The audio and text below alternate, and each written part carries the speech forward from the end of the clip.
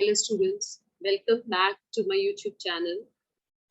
हम सब ने सीटेट की पढ़ाई करना शुरू कर दिया है। एग्जाम दिसंबर या फिर जनवरी 2022 में होंगे। यूपी टेट का एग्जाम भी जहाँ तक है वो दिसंबर में ही होगा, उससे पहले नहीं होगा। तो हमारे पास सफिशिएंट 4-5 मंथ्स का टाइम है। और सिलेबस की बात करें तो ऑलमोस्ट सिमिलर सिलेबस है यूपी टेट का भी और सी टेट का। अभी तक हमने 2 लेक्चर्स ले चुके हैं सी टेट का। सबसे पहले सबसे इम्पोर्टेंट हमने जो टॉपिक लिया था वो चाइल्ड डेवलपमेंट एंड पेडागोजी है। चाइल्ड डेवलपमेंट एंड पेडागोजी की अगर बात करी जाए तो उससे 30 क्वेश्चंस आते हैं, 30 क्वेश्चंस आते हैं पेपर में, 30 मार्क्स के। तो और बहुत इजी भी टॉपिक है, तो हम फटाफट इसको खत्म करेंगे, कवर अप करेंगे और फिर नेक्स्ट टॉपिक में मूव ऑन करेंगे। तो अभी तक जो चाइल्ड डेवलपमेंट में हमने बात करी है वो करी है हमने ग्रोथ की एंड डेवलपमेंट की। ग्रोथ मतलब वृद्धि और विकास की बात करी है हमने। हमने देखा कि कैसे डिफरेंट स्टेजेस ऑफ डेवलपमेंट होते हैं।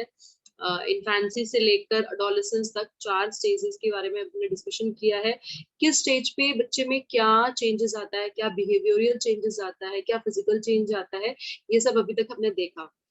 और क्योंकि हमें टीचर बनना है, फ्यूचर में हम एक टीचर हैं, तो हमें बच्चों का विकास समझना बहुत ही जरूरी है।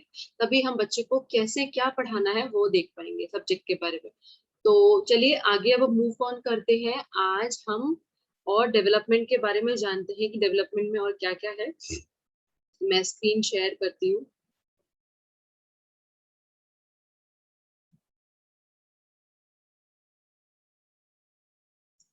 चलिए यहाँ से हम बात करेंगे नर्चर एंड नेचर। डिफरेंस क्या है भाई? नेचर जो आपका है, नेचर आपको मिलता है, स्वभाव आपका, हेरिडिटी, इसको हम हेरिडिटी बोलते हैं। ठीक है जी। और जो नर्चर है दैट इज योर एनवायरमेंट, जो आपके आसपास है, जिसमें आप पले बड़े हैं, जहाँ पे, उसको हम बोलते हैं नर्चर। नेचर, नर्चर मतलब जिसमें आपकी परवरिश हुई है। ठीक है जी। तो जो अब हेरिडिटी और एनवायरमेंट की बात करी जाए तो हेरिडिटी जो होती है, हेरिडिटी फिक्स्ड होता है, स्टैटिक होता है। फिक्स्ड या फिर हम कह सकते हैं स्टैटिक। और जो एनवायरमेंट होता है दैट इज वेरिएबल, ये वेरिएबल होता है। अब फिक्स्ड और स्टैटिक की क्या मतलब समझे आप इससे? इसका मतलब जैसे ये जो फिक्स्ड वर्ड जो मैंने आपको बताया है, ये जो फिक्स्ड है, दिस मीन्स कि जो हमें अपने पेरेंट्स से या अपने ग्रैंड पेरेंट्स से जो ऑलरेडी हमें मिल चुका है, जो जीन्स में आ चुका है, जो जेनेटिक है, जिसको हम ऑल्टर नहीं कर सकते। जैसे फॉर एग्जांपल आपके आंखों के लेंस का कलर, अगर किसी का ब्राउन है तो वो ब्राउन ही रहेगा। आप उसको ब्लैक या ब्लू नहीं बना सकते अनटिल अनलेस अनलेस आप आर्टिफिशियल लेंस ना लगाए। आपके बालों का कलर, आपकी स्किन का कलर, ये सारी चीजें हेरिडिटी से मिलती है हमें। इसमें हम इसको चेंज नहीं कर सकते क्योंकि वो मन जीन्स में है, वो इंटरनल है, अंदर ही रहती है। एनवायरमेंट की अगर बात करी जाए, मैंने बोला आपसे कि एनवायरमेंट वेरिएबल होता है। वेरिएबल होता है इसलिए क्योंकि जब आप छोटे हैं, हो सकता है आप गांव में रह रहे हो, फिर आप बड़े हुए तो आप शहर में पहुंचे, आपकी नौकरी लगी तो आप शहर में रहने लगे, या फिर पहले आप शहर में रह रहे थे, बहुत पोल्यूशन और इन सब चीजों की वजह से आप किसी फार्म हाउस गांव में शिफ्ट हो गए, तो आपका एनवायरमेंट बदल जाता है। एनवायरमेंट बदलता है तो आपकी ग्रोथ और डेवलपमेंट पे ऑब्वियसली असर पड़ता है। तो इसमें अगर डेफिनेशन देखी जाए तो heredity can best be viewed as something that sets a range within which an individual development is actually shaped by the support and opportunities of the environment। हाँ जी, तो sets a range का मतलब क्या है? एक predictable range हो जाती है, एक predictable range हो जाती है। मतलब जैसे एक हमें उसका बच्चे का पता चल जाता है कि वो क्या कर सकता है। This means what a child can do, what a child can do, ये हमें पता चलता है, रेंज सेट हो जाती है हेरिडिटी से। मतलब अगर वो किसान का बेटा है और गांव में पला बड़ा है, गांव में रहा है, हेरिडिटी और नेचर और नर्चर दोनों की बात कर रहे हैं, तो हम वो सोच सकते हैं कि वो बड़ा होके एक एथलीट या फिर एक मतलब एक पावरफुल पुलिस वाला या समथिंग ऐसा कुछ बनेगा। मतलब उसकी स्ट्रेंथ बहुत हाई होगी, उसकी स्ट्रेंथ बहुत ज्यादा होगी क्योंकि उसकी परवरिश भी ऐसी हुई है। तो he can become so, but surety नहीं है कि ही विल डू इट। ठीक है, जैसे कोई साइंटिस्ट है, साइंटिस्ट में कोई बच्चा है, तो नेचुरली उसमें हेरिडिटी आई होगी, अपने फादर से उसे जीन्स मिले होंगे, तो साइंस में इंटरेस्ट होगा, और वो थोड़ा उसका आईक्यू लेवल भी हो सकता है हाई हो, तो he can also become a scientist या ऐसा कुछ रिसर्चर जब वो बड़ा होता है, but what he will do will depend on both heredity and environment. इसलिए हाँ, एक और जो बात आती है वो ये है कि हेरिडिटी एंड एनवायरनमेंट एडिटिव होते हैं क्या? आप लोग बताइए, ये एडिटिव है? No, this is not additive. हमेशा इन दोनों की प्रोडक्ट की बात होती है, जो भी असर आता है एक किसी इंडिविजुअल के ऊपर, that is product of both. ठीक है, that is product of both, मतलब नेचर एंड नर्चर का प्रोडक्ट है।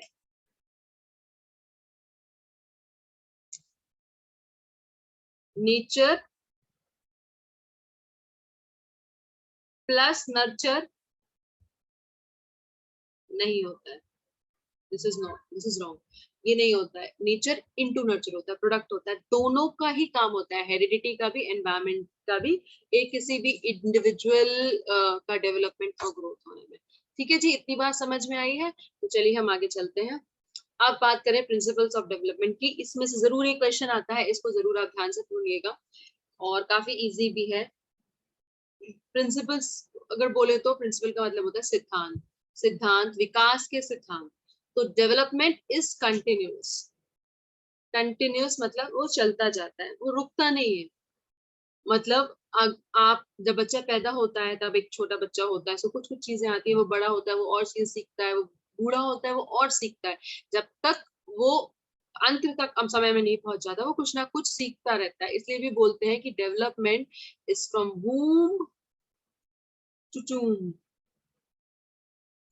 मतलब हमारे जन्म के साथ शुरू होकर हमारी मृत्यु पे ही खत्म होता है development, and it is a continuous process. ये हमेशा कुछ ना कुछ होता ही रहता है, हम कुछ ना कुछ हर पल सीखते रहते हैं। जैसे अभी आप मुझसे पढ़ रहे हैं वीडियो में, तो आप कुछ सीख रहे हैं डेवलपमेंट के बारे में, मैं पढ़ा रही हूँ, तो मैं भी कुछ ना कुछ चीजें सीख रही हूँ। ठीक है जी, तो डेवलपमेंट इज सीक्वेंशियल, एक के बाद एक चीजें होती हैं। बच्चा पहले बैठना सीखता है, पहले पलटना सीखता है, फिर बैठना सीखता है, फिर खड़ा होना सीखता है, फिर चलना सीखता है ना। ये तो नहीं है कि एकदम से बच्चा पैदा हुआ और तुरंत वो भागने लगे, नहीं, तो it is sequential, step by step होता है, स्टेप बाय स्टेप। ठीक है जी, development varies from person to person, भाई दो लोग एकदम सेम नहीं हो सकते, person to person development vary करता है, भले ही उनको एक जैसा एनवायरनमेंट ही क्यों ना मिला हो। अगर उनको एनवायरनमेंट मतलब नर्चर एक जैसा मिला है, तो उनका हेरिडिटी डिफरेंट हो जाएगा। और मैंने आपको बताया था कि this is product of two, product होता है, तो ये दोनों नेचर एंड नर्चर नर्चर पर डिपेंड करता है। ठीक है जी, अच्छा एक क्वेश्चन अगर मैं आपसे पूछूं कि दो आइडेंटिकल ट्विंस, अगर टू आइडेंटिकल ट्विंस सेम है बिल्कुल, मतलब अगर बॉय बॉय या गर्ल गर्ल है, दो भाई या दो बहनें हैं, तो उसमें उनमें कितनी सिमिलैरिटी होगी, कितना परसेंटेज होगा सिमिलैरिटी? तो उनमें होगा 90%, वो लोग 90% सेम होंगे, 10% अलग हो सकते हैं, क्योंकि एकदम सेम नहीं हो सकते। अगर एकदम सेम सेम हो जाएंगे तो हम उनको बोल देंगे रोबोट्स या क्लोन्स। ठीक है, तो ये पॉसिबल नहीं है, किसी भी दो इंडिविजुअल का सेम फिंगरप्रिंट नहीं होता, ऐसा दुनिया में कोई भी नहीं है जिसके दो लोगों के सेम फिंगरप्रिंट्स भी हो। तो आइडेंटिकल ही क्यों ना हो ट्विंस, वो 90% ही सेम होंगे, 10% फिर भी अंतर होगा, हेरिडिटी से आया होगा, जो एनवायरमेंट से मिला होगा। और ठीक है जी, आगे मूव करें। Development moves from general to specific. ठीक, अब ये क्या चीज है भाई, general to specific? General to specific means, पहले जैसे छोटा एक बच्चा होता है, वो अपने, आप उसको कोई बॉल देते हैं, ठीक है, वो पूरा फिंगर से, पूरा हैंड से पकड़ने की कोशिश करता है। वो एक छोटी छोटी चीज है, जैसे पेन है, इरेजर है, वो शायद हो सकता है ना पकड़ पाए, क्योंकि वो बहुत मतलब पूरे पूरे हैंड का यूज करेगा अपने, या पूरी बॉडी का यूज करेगा।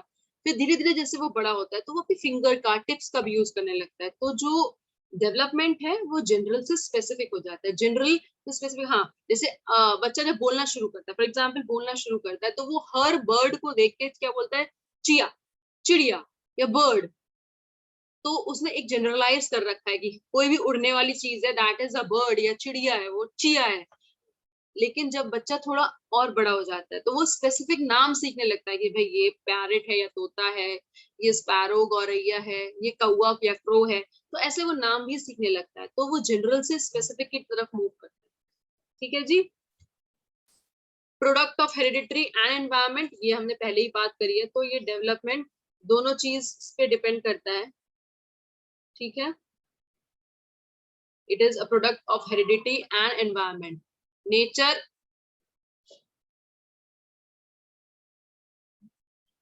And nurture. तो दोनों का कंबाइंड इफेक्ट होता है, इसका एडिटिव नहीं है, ये उनका प्रोडक्ट होता है। डेवलपमेंट इज प्रिडिक्टेबल, हाँ जी, ये भी हमने बात कर चुके हैं शायद। हाँ, डेवलपमेंट इज प्रिडिक्टेबल मतलब हमने यहाँ पे बात करी थी व्हाट, हाँ जैसे हमने बोला sets a range, what a child can do. देखिए हमने यहाँ पे लिखा था what a child can do, तो ये प्रिडिक्टेबल है।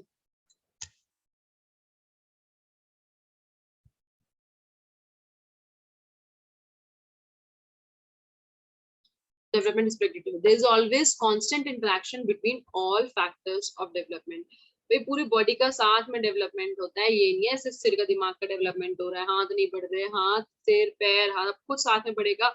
सब कुछ ग्रेजुअली आप साथ में सीखते हैं, बोलना सीखते हैं, चलना सीखते हैं, दौड़ना सीखते हैं, तो इंटरेक्शन होता रहता है सारे फैक्टर्स का आपस में डेवलपमेंट।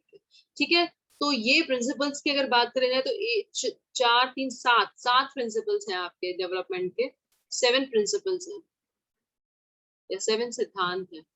प्रिंसिपल की स्पेलिंग देख लेना भाई, बहुत लोगों की गलती होती है। प्रिंसिपल इज PRINCIPLE, सिद्धांत अलग, और PAL अगर है तो भाई प्रिंसिपल स्कूल की प्रधानाचार्य हो जाती है। तो ये 7 प्रिंसिपल्स हैं आपके। कंटिन्यूअस है, सिक्वेंशियल है, varies from person to person है, move from general to specific है, heredity environment का प्रोडक्ट होता है, predictable है, और constant interaction between all factors of development। बहुत ही आसान है, आगे चलें, हो गया।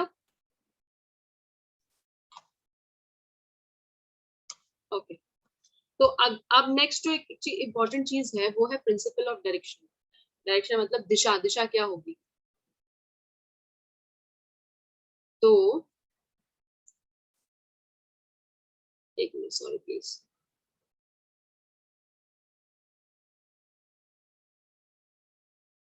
ये जूम इन क्यों हो गया।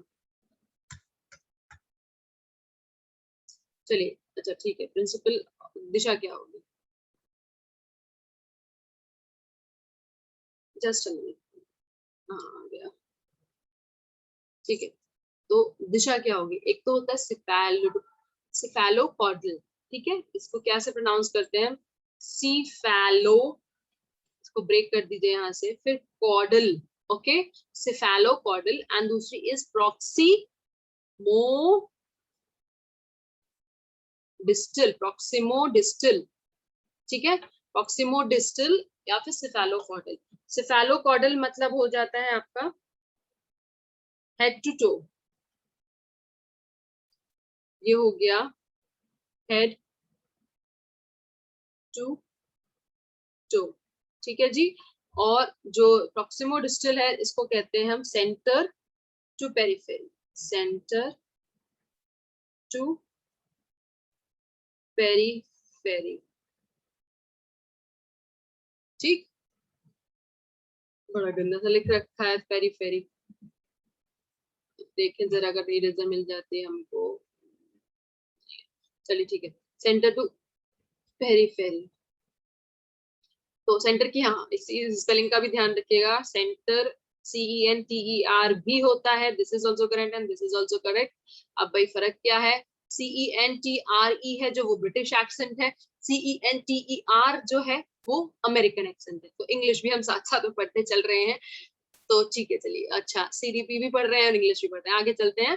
तो सिफेलोकॉर्डल जो है वो हेड टू टो होता है, मतलब पहले बच्चा सिर की चीजें, सिर को मूव करना सीखता है, फिर धीरे धीरे वो हाथ पैर पे आता है, नीचे की तरफ जाता है। ठीक है, और जो प्रोक्सिमो डिस्टल डायरेक्शन है डेवलपमेंट की, वो है सेंटर से पेरिफेरी। सेंटर की अगर हम बात करें तो स्पाइनल कॉर्ड,